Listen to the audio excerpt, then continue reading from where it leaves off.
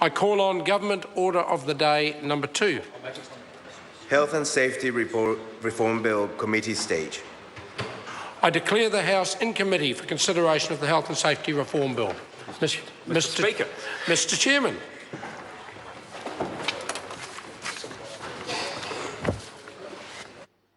A crib sheet for me. Yes, he's coming.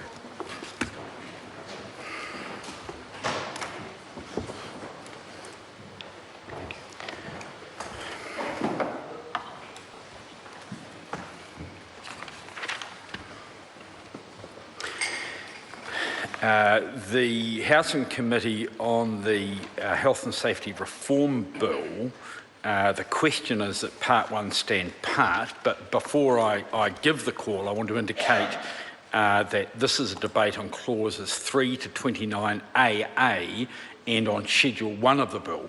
I'll also make the comment that it is my expectation that this will be one of the more contentious debates and I think it's generally agreed one of the longer debates that we're likely to have in this Parliament.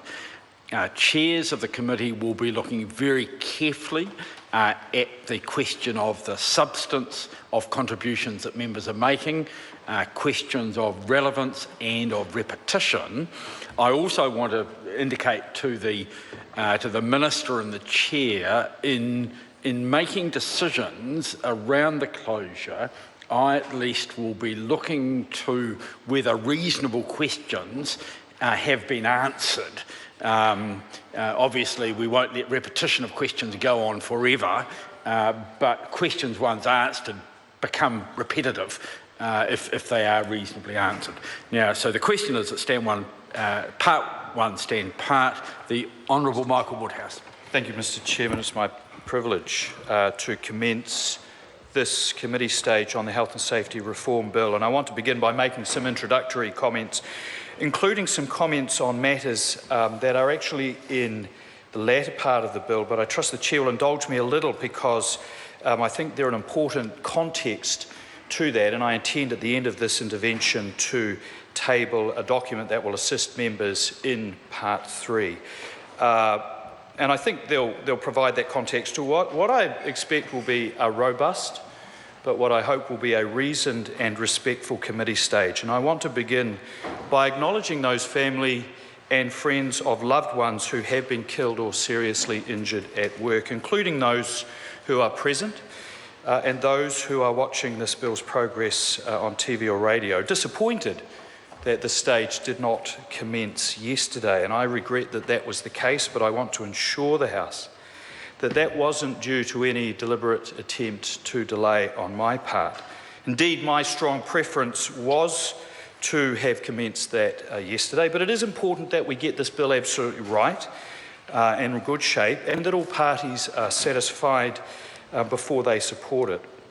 Now, I've spoken to and corresponded with a great many who have had loved ones killed or injured at work. And I simply cannot imagine the disbelief, the grief and the anger that one must feel. But in that context, one message is consistent. And that is, through that grief, they implore us to do what we can to ensure that no one else has that experience. And the government has made a commitment to do its part. And I believe that that commitment is being delivered on, not just with this bill, but with the plethora of other actions the government has taken over the last 3 or 4 years, particularly since the Pike River mine disaster, and setting up the Royal Commission into that disaster, establishing the High Hazards Unit, the Independent Task Force, the new underground mining regulations, the setting up of WorkSafe and a significant extra investment in new resources in health and safety inspectors, the Health and Safety Charter in Christchurch to support the Canterbury rebuild, a plethora of others. I think the forestry industry is a really good example of an industry-led change, and my predecessor, the Honourable Simon Bridges, was very disquieted by what I think were 10 deaths at work in the forest in 2013. And that independent forestry safety review, after a slow start, I think has been enthusiastically embraced by the industry. The Forestry Industry Safety Council has now been established, and the results are clear. 10 deaths in 2013. We know one death is one too many, but there's only been one in the 21 months since. And I think that's consistent with a general trend of reducing death and injury. Construction Sector Action Plan was established 2 years ago. The Health and Safety Charter in Christchurch has led to a nearly halving of serious injuries in that sector. But there is more to do if we're to finish that job and to deliver on that commitment of a New Zealand workplace increasingly free of death and injury. And this bill is an important part of that process. Part 1 in the meanings sets out the definitions, the definition of a person conducting business or undertaking, or PCBU. The bill increases penalties for non-compliance. It makes it absolutely clear that all participants in the workplace, managers, owners, directors, workers, have a duty to keep themselves and others safe at work. And worker participation is an absolutely underpinning part of this legislation. There are many others. And apart from the obvious goal of increasing safety, this bill actually reflects the fact that in the 22 or so years since the Health and Safety and Employment Act was passed, the workplace has changed. The way in which work is delivered, the combinations of contractors and self-employed and employees has changed. In the sector that I knew well before coming to Parliament, as CEO of a surgical hospital, 25 years ago, the hospital would do everything. They would employ the surgeons, the nurses, the allied health professionals, the cleaners, the cooks, the laundry workers, the maintenance staff. Now, there could be as many as 60 or 70 separate entities working in, Mr. Chairman, working in a hospital now, and the challenge is to make sure that everybody in that workplace understands what good health and safety means, and that requires a degree of cooperation and understanding about the risks and how to mitigate them. Now, there was very strong support for the bill at its introduction, and then came the amendments to worker participation.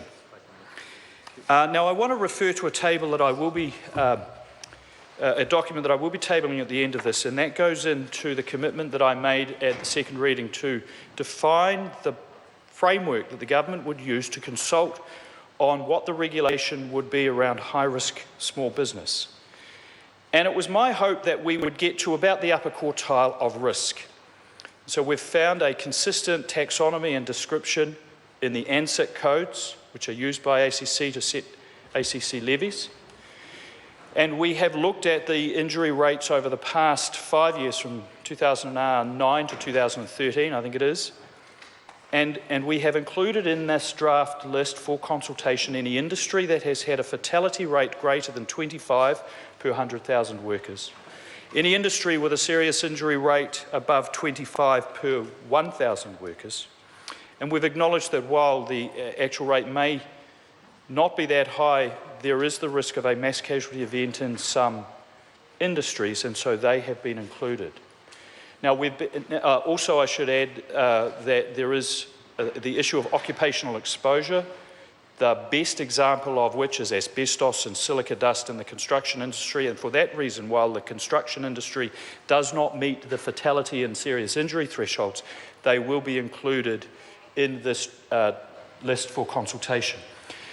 I've tried to be as thorough as possible, but I have taken one industry out, the press gallery may be interested to know, and that is of television presentation. I wasn't sure why, but on why they had such a high fatality rate, and then it was pretty obvious actually they were workers in the CTV building. And so for that catastrophic event, which I don't think is indicative of the industry, but more of the situation, that is the one industry that we've excluded from this list for consultation. Now, I will get to the rights and wrongs of that and the robust discussion at part 3, I have no doubt. But I do want to remind the House that this is a large reform of our health and safety framework, not of our health and safety reps. This is about everybody participating in health and safety. And in a way, what we have by this list is 75% of our labour force will have the right to a health and safety rep if asked. The other quarter of the workforce may well do, and I expect that small businesses, regardless of whether they are compelled to do so, will say yes to it because they either have them or it suits them. But to not have a health and safety rep may actually be the harder path for some small businesses. It certainly doesn't let them off the hook. But I can imagine small businesses, particularly with workers that are disparate in the workplace, take a farm or a plumbing firm where they're driving around and working at remote places, that actually the way to make sure that knowledge is shared and skills in health and safety are high is to have a different model. And this reflects that modern workplace.